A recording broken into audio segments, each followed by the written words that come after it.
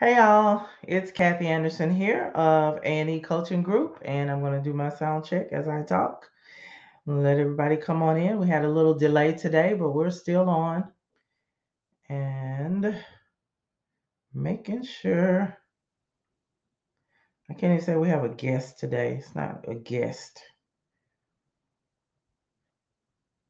Some would say this is a partner in crime, right? But we try to solve crimes, make solutions. All right, let me see here. Going into, I should have been ready, but I wasn't. All right, make sure I hear myself, see myself. I hear myself, see myself. All right, you guys. I'm just going to do a quick intro. As you see, we talked about the CDC, Community Development Corporation. So, some of you wondering what that is, where they are. If you look it up, you'll see there's plenty around you in major cities a lot of times, but also in a lot of the rural areas as well. So, from the perspective of where we're coming here, we're going to have Pastor Trey Smith. A lot of times it is the faith-based organizations, not depending upon, it doesn't matter about the denomination, but it's just the fact that they're faith-based. So we're going to kind of get into what they are, but he's just going to tell you, we just got a simple subject tonight of just overcoming setbacks, because that has a lot to do with building that community development corporation, because that's a lot of times you're fighting the different issues, social issues, human service issues that are in your city. And so without further ado, I'm going to bring him on, and this is Pastor Trey Smith. Get used to him. That's so funny. All How are you, right. woman of God? And listen, if I know we're in a group, you don't want to make this public so I can share it or no? It's in the group. Yeah, I but it's not. can't. It's You not. can't It's like share it. private. Hmm? It's private though. Get out of the group. Go on all things, not even all things nonprofit on my page, and I Okay. meant to tag you so it will go on your page. Yeah, it came out the group tag, Hmm. so we're good. Okay. Because I think I shared it from the business page as well. Okay. Yep. Yep. Share, share, share alike. All right. We're ready. All right. It's all about you.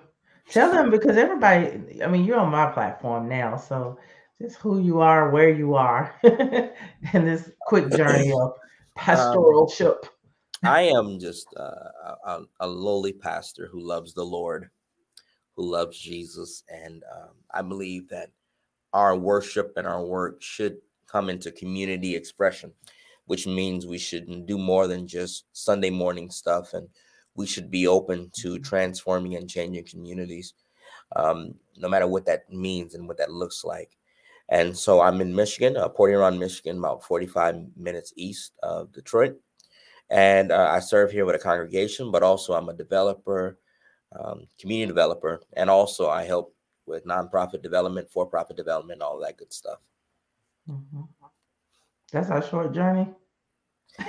Yeah, I think that's enough for Just them. tell us by way of, because this will make a difference with a lot of the audience, because you touch different Yeah, major well, cities as initially I well. was born and raised in Warren, Ohio, then moved to Columbus, Ohio, to the Ohio State University, and then I went to Atlanta, Georgia, and graduated from Beulah Heights University. Then I transferred over to Miami and lived there and did some work down there for a little while, and then came to Port Huron for the last 8 years. Okay, put that in perspective. Yeah. Yeah. So I'm letting you go in. We just talk about the overcoming the setbacks, but I do want to, explain what made you even think of that when it came to CDCs. I think the struggle, I could easily say, step one, you do this for a nonprofit. Step two, you do this for creating a community development corporation. Step three, you get funding. Step four, you implement this. But what I wish I would have learned is how the heck do you manage perceived trouble and Mhm. perceived trials in doing or developing or fighting an issue? I wish I would have knew that before I went through bouts of depression and discouragement and even giving up on my dream, not realizing that opposition was a part of the dream. I never knew that. I Mm. never knew that. And so because they're community developers very rarely have a therapist or a mental health specialist to help them process what's happening. Mhm. If nothing else, a pastor, somebody to say, am I crazy or is this normal? Should I fail this much? Should they fight me this hard? Is it really worth it?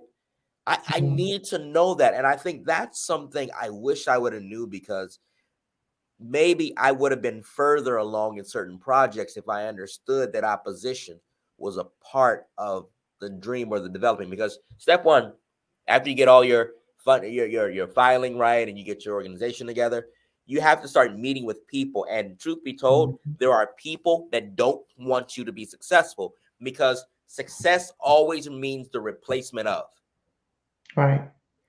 If you become the new champion, you're replacing the old champion. Mhm. You build a Mhm. building here, you're replacing what they were using the land for. It's Mhm. all success always means somebody gets moved out the way. Mhm. And there are like people fought getting rid of the phone because there were so many jobs, right? Mhm. Now that job is never coming back. But that was something that people legitimately trained their entire lives for, and there's never coming back. Ever. Mhm. Right.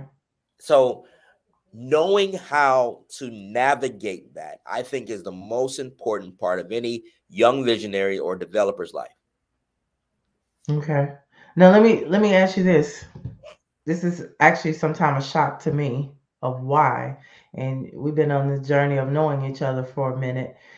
And I know that a lot of times our perception, talking about me and others on this side, we tend to think that you all, as pastors, as leaders, you're telling us to fight through. You're telling us about the objections, and we're complaining about things. We're discussing all our issues. And we even forget that, oh, you got it. You already overcame it. So if you said it, you're expecting it too. So how does that come into play where, how do you not expect it? How do you yourself, when you're going, I think it's a good thing that you believe, but what did, when you look back, what made that to where you didn't really expect it and now you realize sometimes it's inevitable? One of the issues of a community development corporation is we talk about success and the replacement of something, right? Mm-hmm. So imagine bringing in an incubator in a community. Your organization champions it, right? You say we need a better way to develop small businesses.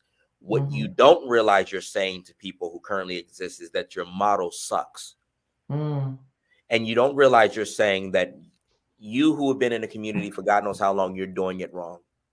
And I'm now telling you that your livelihood is going to be challenged by my new idea. Mm. And I didn't know I was saying that until they fought me on doing that. Mm-hmm. I Mm-hmm. didn't know that. And because I thought I was helping more people. But here's the thing that they don't teach us in seminary. Sometimes helping one means hurting another. Mm. Right. Wow, that's true. I didn't know. And so you're stuck when the person who you're hurting, and when it comes to business or community development, it seems like just good capitalistic business. You Mm-hmm. know, I'm fighting for business, da da da da da. But what they're saying to me is, you're wrong, you're wrong, you're wrong. And why would you do this, man of God? Why would you try to hurt my livelihood, man of God, and this, that, and the other? And I'm saying I'm not. I just see a group of people that are being left out. Right. And so then I translate that into our meetings, into our plans. And that's why sometimes even the development corporation can build in subsidies to buy out the old whatever, or get enough grant money so that there's an even exchange, Mm-hmm. but it's more work. But we don't always Mm-hmm. think about who we get rid of when we try to bring something in. Wow. There's a Does that different make way of sense? thinking of it. Yeah, and so I didn't know that. And so I'm dealing with the conundrum in my mind of saying, is it worth it? Am I right? Because there's a good people that may have been given back to the family, to the families and to the community for God knows how long. But this thing is burning on my heart. And maybe it's because I don't know. Am I doing it right? I wrestle with that. Mhm. When we talked about doing things for the recovery community, right? We wanted them Mhm. to have homes. And so the Community Development Corp was focused on homes for those who are in recovery, drug addiction. And I'm like, there are people, da da da da. But then I asked myself, would I want to go to sleep after I'm done advocating and live next to a drug addict? Wow. Right. Right? Fact. These are real conundrums because me, myself, Mhm. I'm good with just walking past my neighbors and never talking to them. I do that all the time. Mhm. But the question is somebody else who's used to knowing everybody in their community. Yeah. So I have to learn that I get it. Okay. So this is good because I've been having this conversation with people wanting to open group homes and things like that. So, over about 20 years ago, I opened one. So I'm telling people now, because a lot of times the ones that want to help, say it's a realtor, I just talked to a realtor. They said, what do I need to know about opening a group home? And it's that point that you just said. You're talking about getting a nice home because you don't think that they should stay in their element.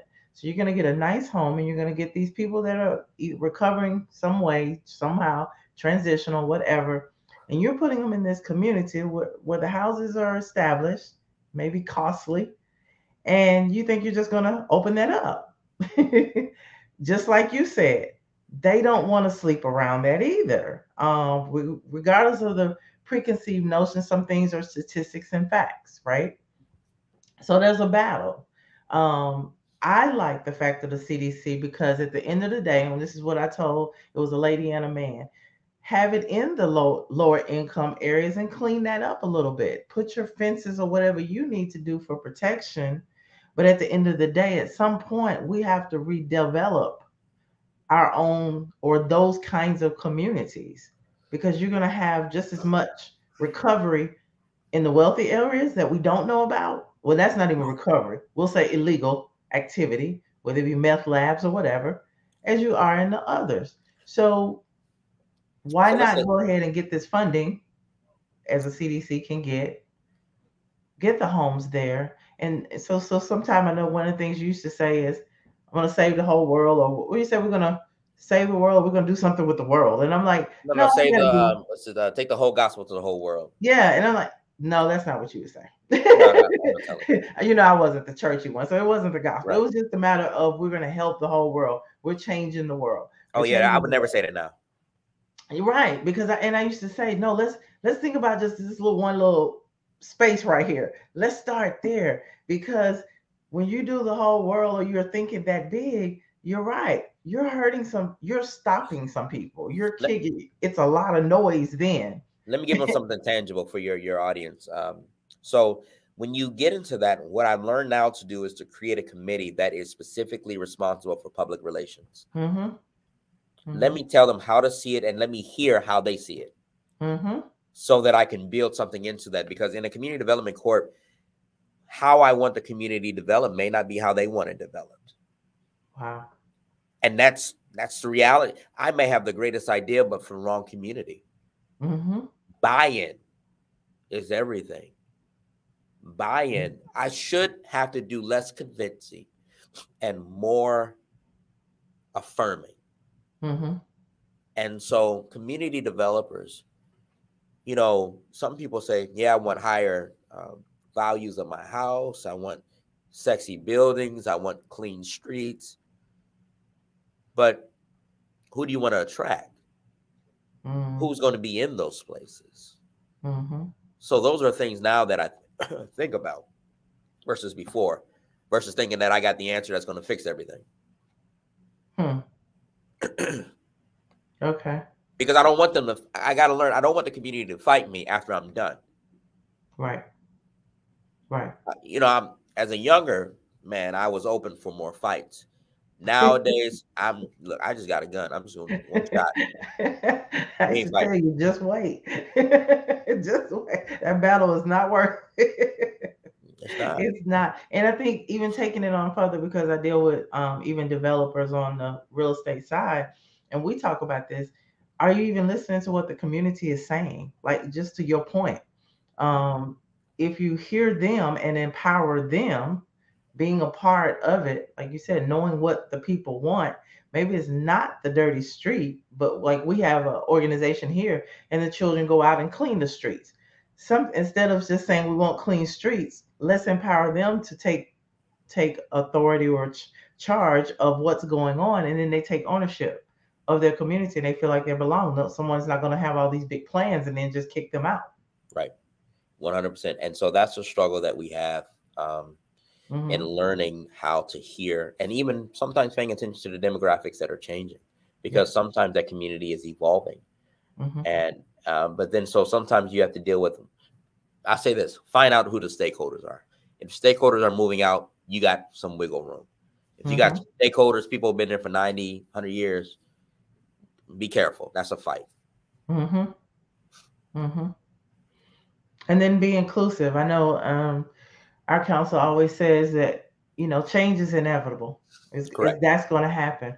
But what do you want? Do the ask for what you need while it's evolving, and I think that's where the CDC is important too, because it can be both and. I know that used to be one of the things you always said, just do both and then think in this case it would be, why am I kicking everyone out when maybe I need to just make sure there are some resources for them as well, put them in the same place. So, case in point, when they do a big development of apartment complexes, why can't you have so many for lower income or based on income, some on the work level, and then the rest of them just put it in market?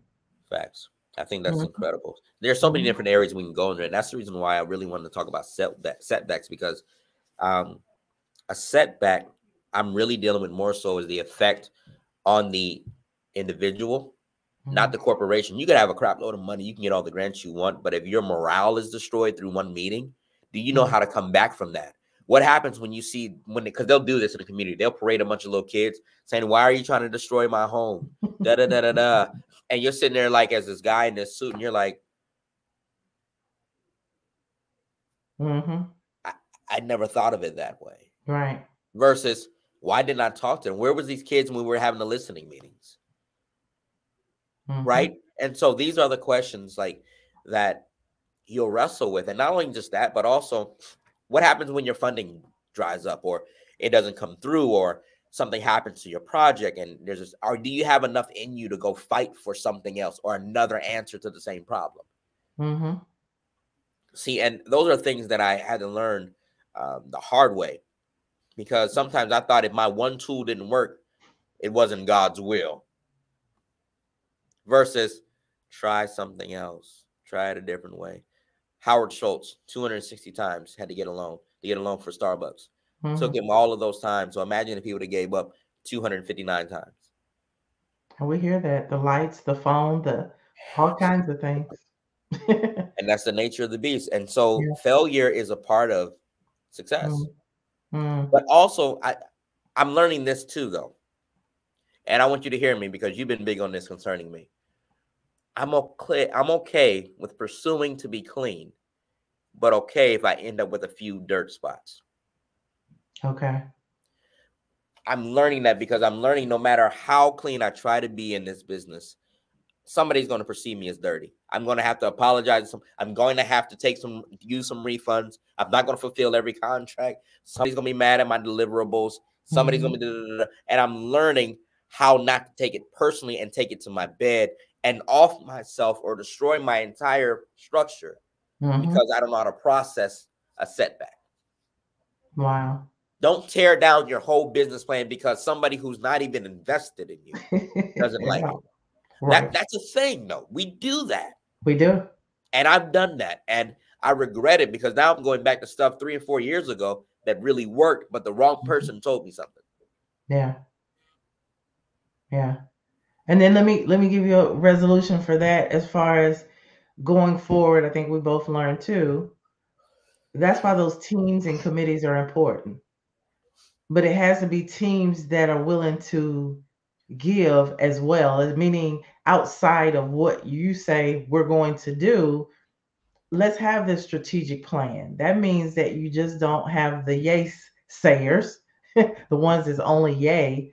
Sometimes a couple of those nays with the optional solutions, that's how you get to the bigger plans, you guys. So You don't Yeah. just take that and tear down that business plan. You might want to add something in there. Maybe you want to consider what they said. And like you said, we take it personal a lot of times and we just say, I just don't want to do that anymore.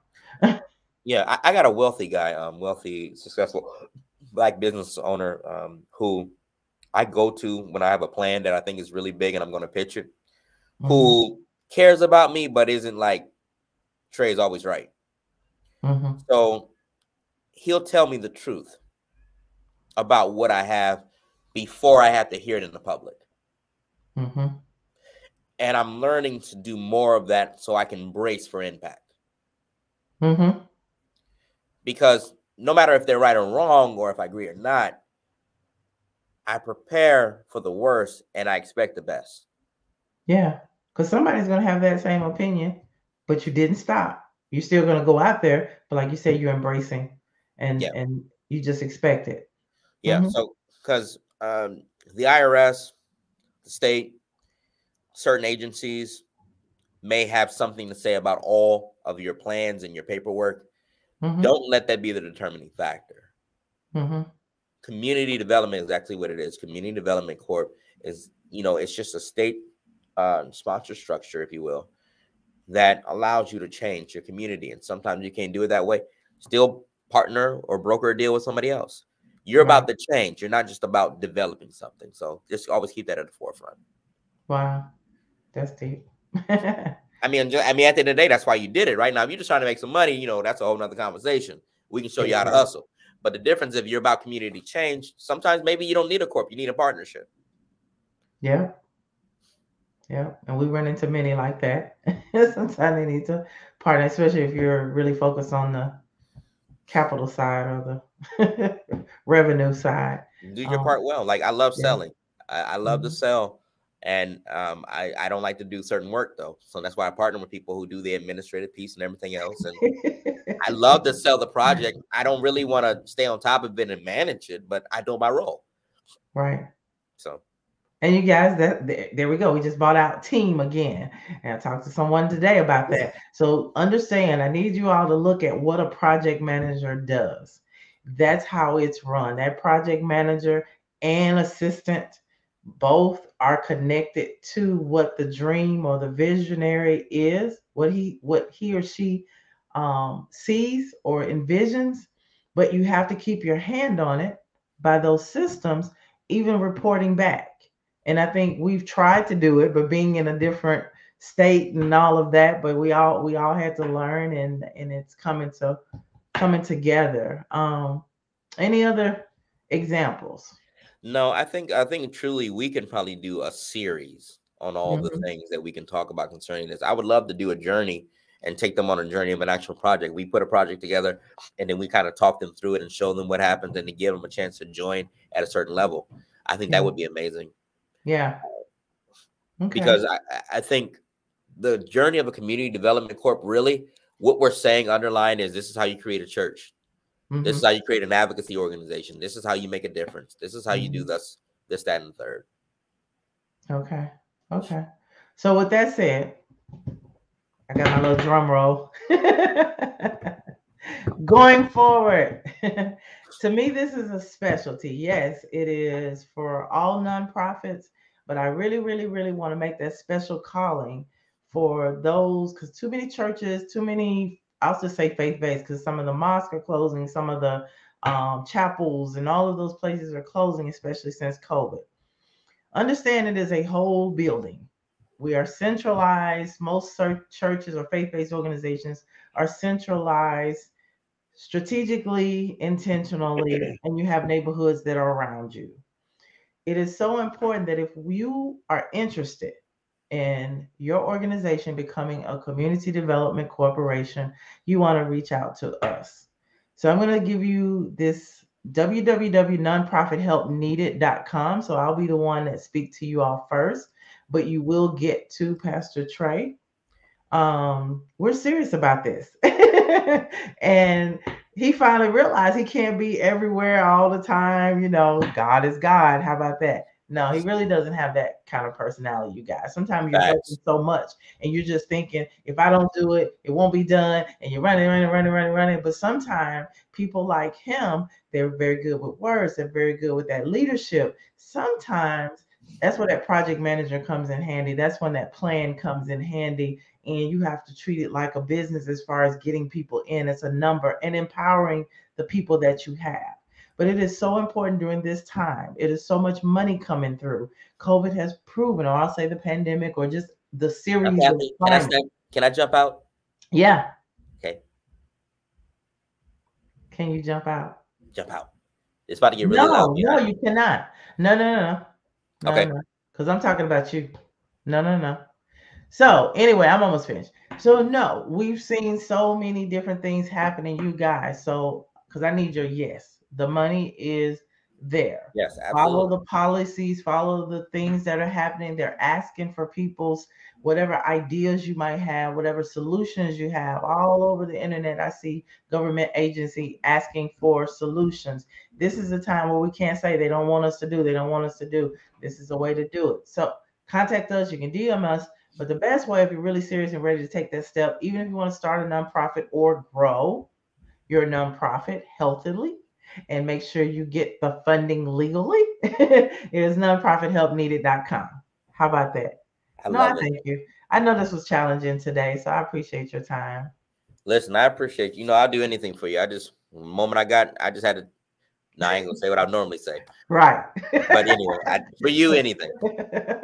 Hey, you guys, it's been a pleasure. I'm going to let Pastor Trey leave and make sure you take care of yourself. Self care.